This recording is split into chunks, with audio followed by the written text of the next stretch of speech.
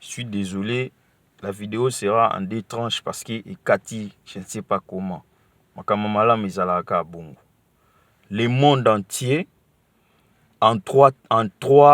les trois grandes puissances mondiales se sont réunis.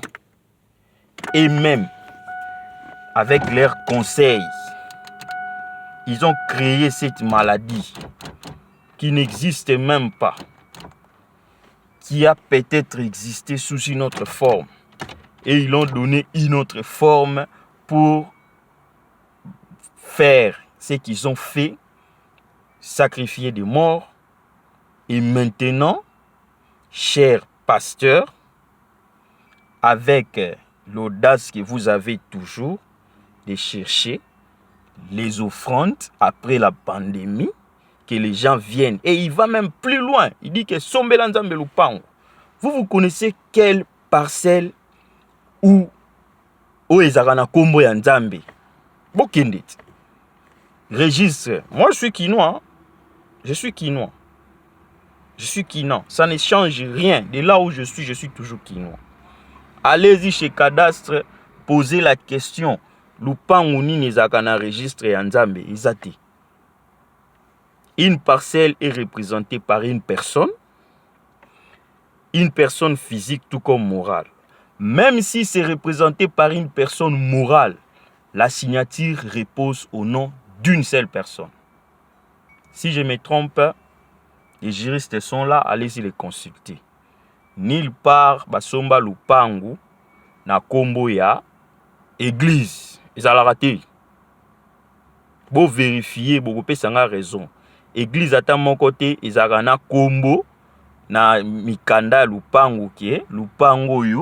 Ils ont église qui ngandi. Ils ont été. Bokende ko landela. Quand les pasteurs parlent que Sombela Nzambe Lupango, c'est une malice. Lupango wana eza ye. Et qu'on a combat église te. Ce sont des mensonges. Moi je suis ici hein, en Occident.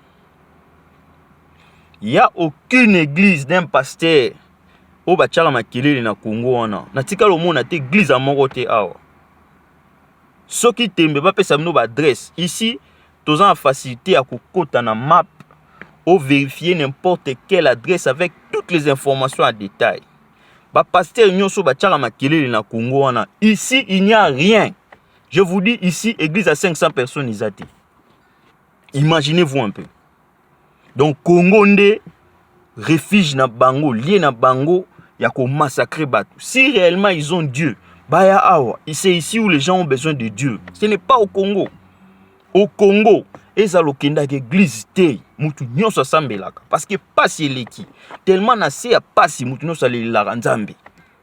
Awa je vous dis, église ezana 500 personnes ezate. Et puis s'il y a une église ici, un pasteur congolais a dit que l'église ni nazana ngo awa, aux États-Unis, où ils ont plus de 500 personnes. Ezate. Mais makelele chaque jour. Ba pasteur tant bayaka awa na poto, bayaka mambo Nzambe te. Ils viennent dans des banques. Ici, les banques donnent selon les moyens que tu as et le pourcentage ça s'augmente en fonction du moyen que tu as. Si vous avez 100 000 $, banque a vendu 10% à l'an. 200 000 $, 12%. Vous avez il y a un poto business. Il y a un Nzambe te. Ce qui tembe, il y a combien des églises. Et ils ont créé ici en Europe combien de croyants qu'ils ont baptisés, qu'ils ont fait convertir, campagne d'évangélisation ni basala ao. Venez ici, ou soit ce que vous avez na poto, na États-Unis, na Canada, par-ci, par-là, vous vérifiez. Awa, le gouvernement ne donne même pas, si je dis bien, autorisation à la campagne d'évangélisation. Ils ont raté. Même dans les registres, il y a des districts, il y a des municipales qui vont vérifier. Pasteur, il y a ça la campagne d'évangélisation. Mais na Kinshasa kuna bakosa kabiso lokola j'étais en Europe, j'ai fait ceci, il y avait une campagne ainsi de suite. Yezalaka te biloko wana awa bayebi yango te. Ici les églises, les églises ya famille. Papa, maman, bananaye, grand-père, noko, cousin, nde bakendaka église. Soko ye mutasika na église, donc batu nyonso bando taloka babika o mutasika. J'ai sillonné dans plusieurs églises. Quand on te présente, ah, celui-ci, c'est le beau-frère du pasteur. Moi, celui-ci, donc on comprend que l'église où ils ont la famille.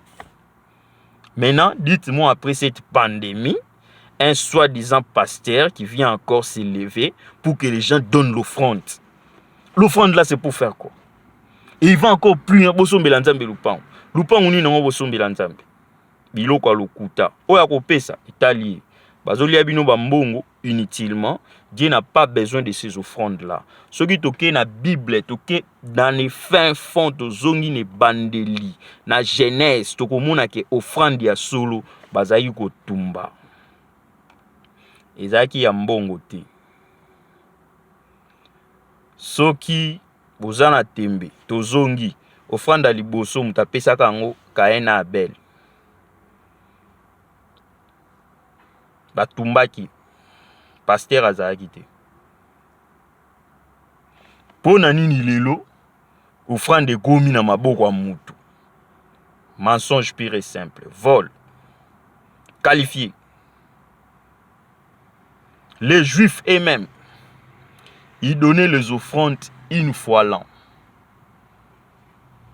Donc ce n'a sali le sumu, donc une offrande une fois l'an. Ce qui peut na sombi offrande wana. Retenez bien mes frères, babandai kozwa nyonso ti. Nakoki kosomba ngombe na keni ni église. Bakati ngombe ana, l'église bana posa ka ya makila. Bana posa ya ngombe mobimba te.